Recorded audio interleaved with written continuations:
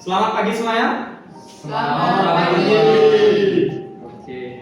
Sebelum kita mulai pembelajaran, mari kita berdoa terlebih dahulu agar pembelajaran berjalan dengan lancar. Berdoa dipersilakan.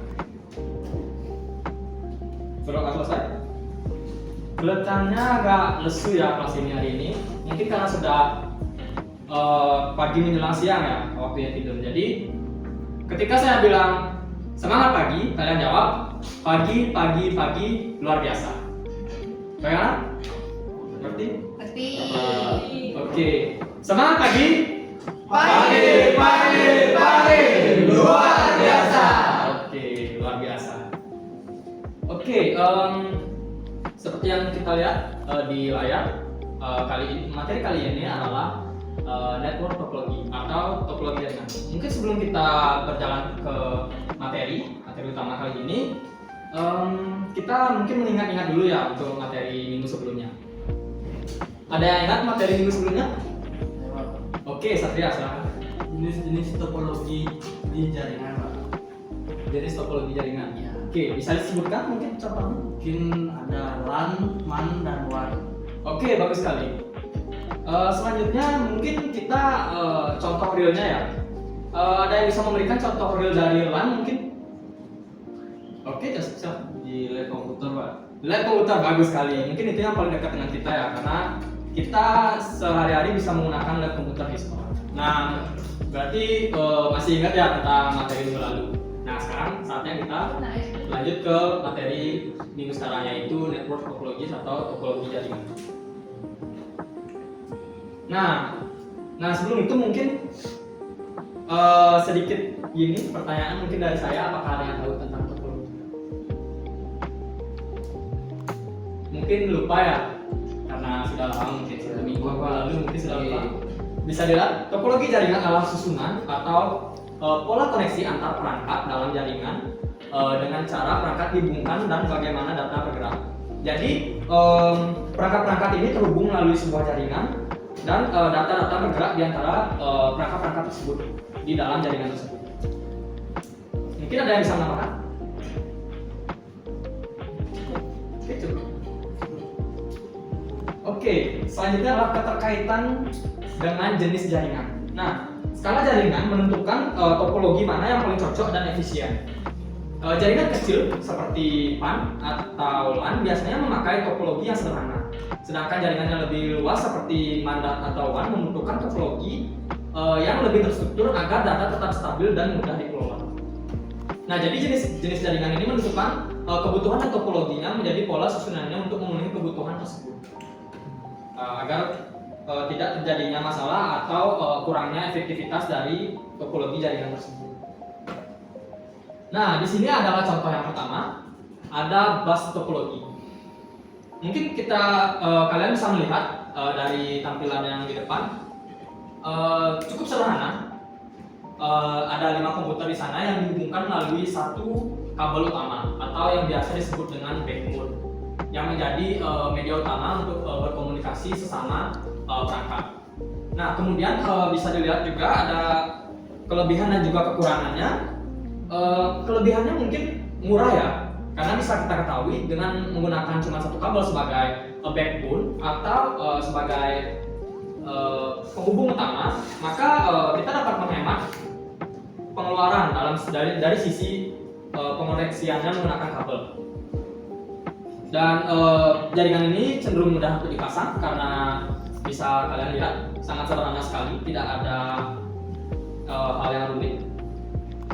Kemudian kekurangannya, karena saking sederhananya jaringan ini, dia memiliki satu kekurangan yang fatal, yaitu jika terjadi kerusakan atau jaringannya mati dan juga collision atau data-data bertabrakan, maka itu akan mengganggu keseluruhan dari kinerja jaringan ini. Jadi itu merupakan kesalahan yang sangat fatal. Bayangkan kalian berada di lab komputer dan kalian menggunakan suatu komputer di mana salah satu dari koneksi ini mati, maka sambungan dari komputer-komputer berikutnya itu akan terputus ya. Jadi itu sangat kekurangan yang fatal, sangat fatal sekali kekurangan. Selanjutnya adalah ring topologi. Di sini juga cukup sederhana.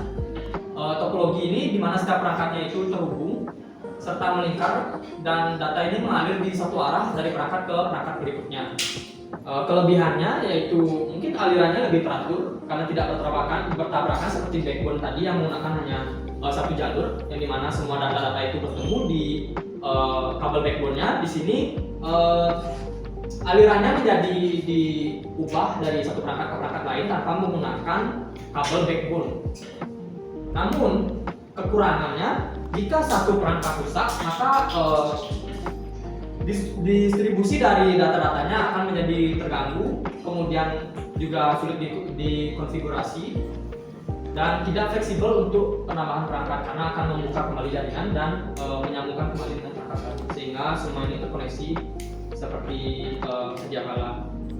Dan yang terakhir adalah topologi di mana perangkat terhubung ke satu perangkat pusat, biasanya switch atau hub. Nah, ini disebut star topologi. Bisa dilihat pada layar, di mana semua komputer di dalam satu jaringan akan terhubung melalui hub. Nah, ini memiliki kelebihan yaitu cenderung mudah dikelola, kemudian mudah ditambah perangkat karena tinggal menambahkan jalur baru menuju hub, dan kerusakan pada satu kabel tidak mempengaruhi perangkat lainnya karena bisa dilihat masing-masing perangkat tidak terhubung satu sama lain.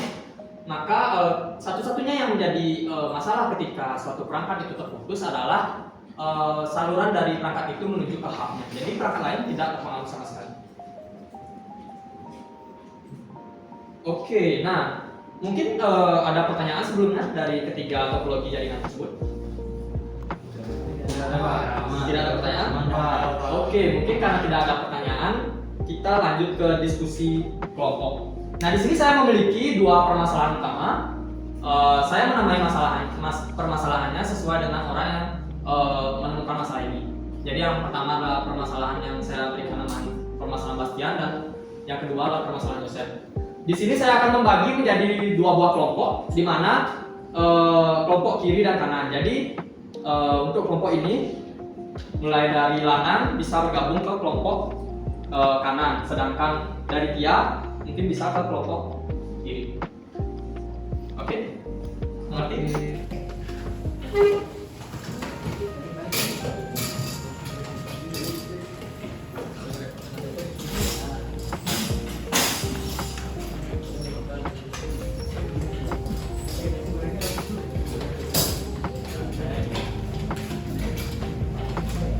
Oke, nah untuk kelompok yang sebelah sini bisa mengambil permasalahan dari Bastian, dan kemudian kelompok yang sebelah sini bisa mengambil permasalahan dari Joseph.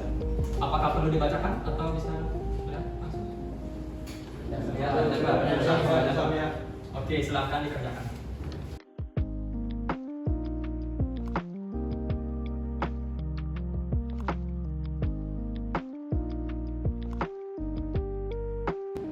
Oke, adik-adik, apakah sudah selesai? Sudah. Oke, bagus sekali. Siapkan ya jawabannya. Nah, dari Bastian dulu deh, kelompok Bastian. Gimana? Apakah sudah mendapatkan jawaban? Sudah. Oke. Sudah, Pak. Kelompok Bastian, silakan. Apa jawaban? Oke. Pertanyaannya adalah Bastian bekerja sebagai petugas IT kelurahan yang berhubung dengan jaringan lemah milik pemerintah kota. Ia membutuhkan topologi yang membuat alur data antar kantor swasta dan kabel. Nah, jawaban kami adalah topologi star. Oke. Apakah sudah selesai jawabannya? Apakah ada teman? Ya, mengapa kami memilih topologi star? Karena ia itu mudah dikelola, mudah ditambah perangkat, dan kerusakan pada satu kabel tidak mempengaruhi perangkat yang lain. Oke, bagus sekali jawaban yang sungguh lengkap. Mari kita coba. Apakah jawaban dari kelompok Bastian benar? Hore,